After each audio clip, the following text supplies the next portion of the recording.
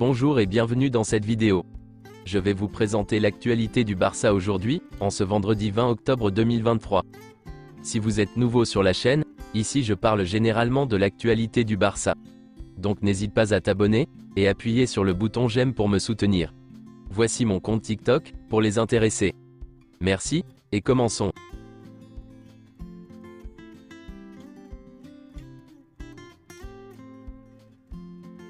Voici quelques photos de la séance d'entraînement d'hier, pour préparer le match contre l'Athletic Bilbao. Juan Martínez Munuera sera l'arbitre du match entre le Barça et l'Athletic Bilbao, et Pizarro Gómez sera la VAR. Voici 3 joueurs de la Masia, qui pourraient remplacer Sergi Roberto qui est blessé. Il y a Marc Casado, Héctor Fort, et Trilly. Xavi apprécie Marc Casado pour sa polyvalence. Bien qu'il soit naturellement un milieu de terrain défensif, il pourrait remplacer Sergi Roberto, en tant que suppléant de Cancelo dans l'équipe première. Pedri devrait faire son retour contre le Shakhtar, la semaine prochaine. C'est officiel, le FC Barcelone aura le logo des Rolling Stones sur son maillot, lors du prochain Classico. Avec la nouvelle formule de la Ligue des Champions qui sera mise en place l'année prochaine, l'UEFA augmentera la cagnotte de 500 millions d'euros. Le Barça a remplacé Matteo Almani par 2 postes. Deco reprendra ses fonctions sportives, tandis que Ferran Olivé s'occupera du secteur économique, notamment du fair play financier. Manchester City a voulu renouveler le contrat de Gundogan à la dernière minute durant l'été. À ce moment-là, le joueur avait déjà décidé de rejoindre le Barça. Manchester City voulait que Gundogan renouvelle son contrat, mais seulement année par année, en raison de son âge. Plus tard, le joueur a reçu une offre de 2 ans. Cela a contraint le Barça à revoir son offre à la hausse. Le joueur l'a apprécié positivement. En outre, le fait d'avoir remporté la Ligue des Champions avec Manchester City, a influencé sa décision de terminer son étape en Angleterre. Le 15 novembre, le FC Barcelone informera Vitor Roque s'il est en mesure de l'enregistrer en janvier. Si ce n'est pas le cas, il restera au Brésil jusqu'à l'été prochain. Lionel Messi, l'icône du football argentin, n'a pas eu la chance de faire ses adieux au Camp Nou, après son départ précipité du FC Barcelone en 2021.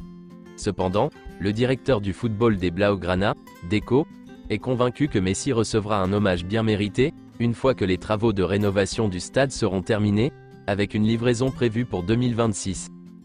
Deco a déclaré ceci. Les adieux de Messi ? Je pense qu'il y aura un match d'adieu, mais peut-être dans le nouveau stade, quand il sera terminé.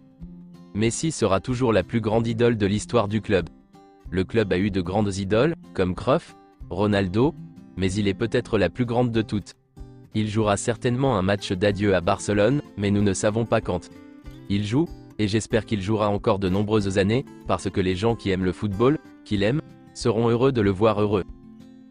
Lionel Messi est le joueur le plus capé avec 778 matchs, le meilleur buteur avec 672 buts, et le meilleur passeur avec 305 passes décisives, de l'histoire du FC Barcelone, et il mérite amplement un hommage pour sa contribution exceptionnelle au club.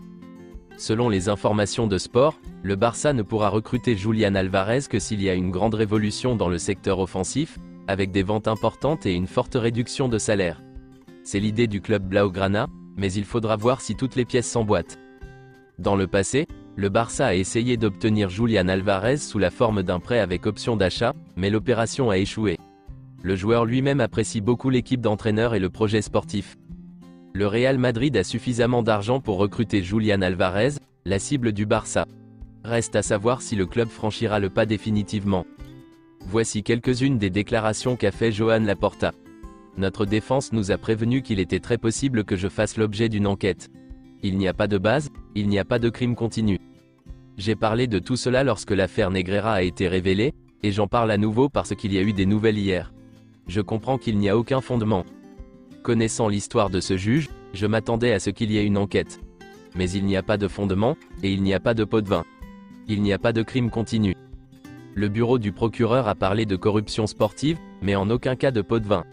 C'est le juge qui impose toute cette histoire. Un juge d'instruction. C'est assez surprenant.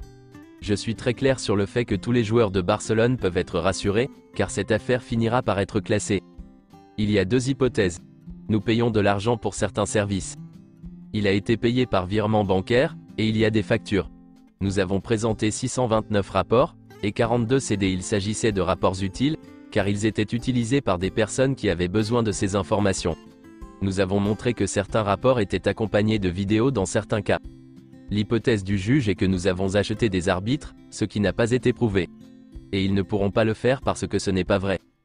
Les assemblées générales par voie télématique sont une revendication historique de Barcelone. Il y a eu une augmentation de la participation.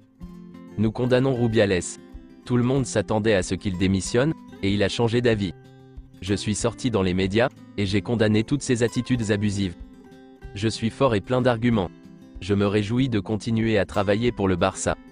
Mon horizon est de travailler tous les jours, et que les culés soient fiers de leur club et que les résultats soient au rendez-vous. Je vois un pays qui se bat pour se réarmer, pour survivre, qui se bat pour sa langue, pour sa culture, qui défend sa façon d'appréhender la vie. Nous sommes un pays qui se bat pour sa liberté, un pays qui devra revenir à la politique pour avoir de plus en plus de force. Je ne veux pas donner de conseils aux politiciens, c'est compliqué. J'attends l'amnistie pour que tous ceux qui ont participé à ce mouvement cessent de souffrir, à commencer par le président Puigdemont.